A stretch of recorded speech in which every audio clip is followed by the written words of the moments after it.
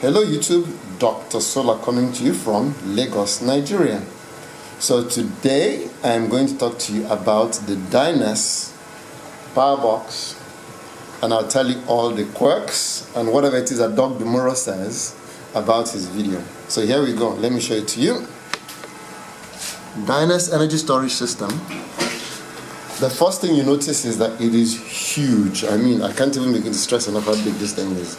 It's about 3.5 feet tall. So I'm 6'1", and it's taller than my waist. Well, actually, it's about my waist. So it's pretty tall.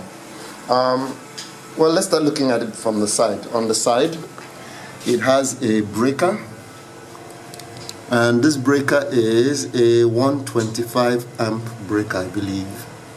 So it has a general breaker that will trip if something goes wrong. And now we'll come to this side. On this side we have specialized battery cables because they are waterproof. These are IP65, so it's water resistance. This is our communications cable. Our other battery cable, so that's battery negative, battery positive. And now we have a general on switch, and then you have 4 lights there and there, only 2. This signifies the number of modules that are in the box. You can put up to 4 modules in this box, but it only has 2. So here we are, it's the PowerBox F5.0. Operating range is 40.5 to 54 volts. A 48 volt battery, 100 amps max charge, 100 amps max discharge. And communications is CAN bus or RS485. Max storage 6 months, so this exceeded the 6 months because it was given to us in January. We got it in July, so 7 months. It's IP65, which means I could install it outside. So what do I like about? First of all, it's an F5.0 battery compared to my Wiko. So let me show you. Let me show you side by side. Let me see if I can get the 2 of them in the same frame. So you see them? That's the Wiko, and that's the Dyness. As you can see, the Wiko is about half the height, and three-quarters the width. So you can see the Wiko, you see the Dyness. The Wiko is limited to 4.4 kilowatt hours. This right now is 4.8, but I can go to 9.6. So that's one of the features that I like about it.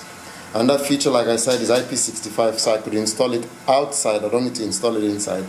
This needs to be installed inside. So here we have a lot of dust issues that can be a concern with the Wiko, not a concern with the Dyness. In Nigeria, Nigerians believe that big is better. So the bigger it is, the more they claim it is rugged. Doesn't mean anything, but yes, this will appeal to Nigerians more than this would.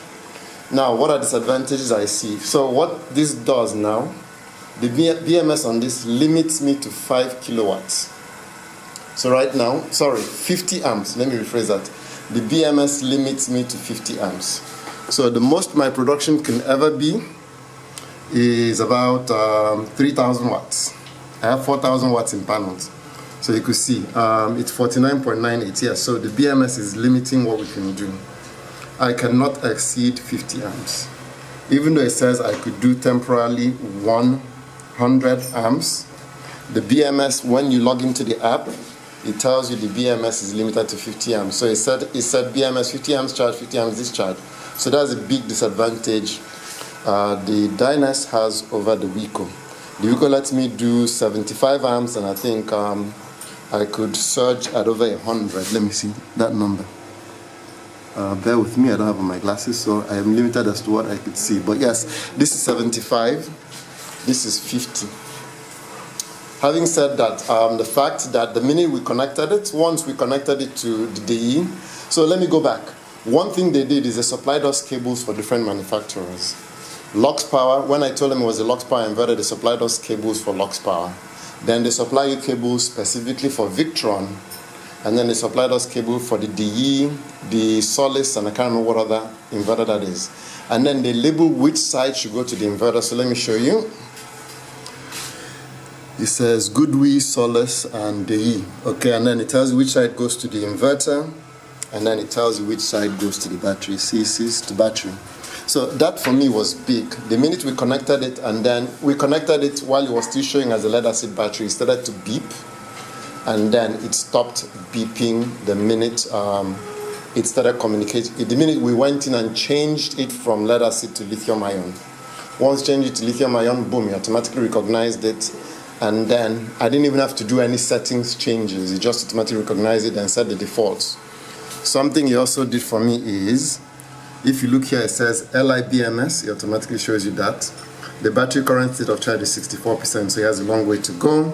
And as you can see, it's limiting it to 50 amps, 49. It goes to 50, it dials it down. It goes to 50, it dials it down.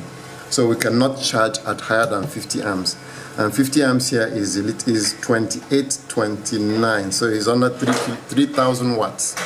So it's going to keep doing this till this battery is full. So far today we've done 3.5 kilowatt hours, and our consumption was 2,300 watt hours, so 2.3 kilowatt hours. So I'm very excited actually. I like what I see. The fact that the BMS and the battery can talk to one another for me is a big one. So by the time we button all this up, it will look neater. The battery will be directly under the inverter. Since it's waterproof, I don't mind doing that, because even if this window is open and it gets wet, it doesn't damage the battery. So if you like what you see, give me a thumbs up. If you have any questions, please post them in the comment section below. If you're yet to subscribe, please click the subscribe button once again. This is Dr. Solar coming to you from Lagos, Nigeria.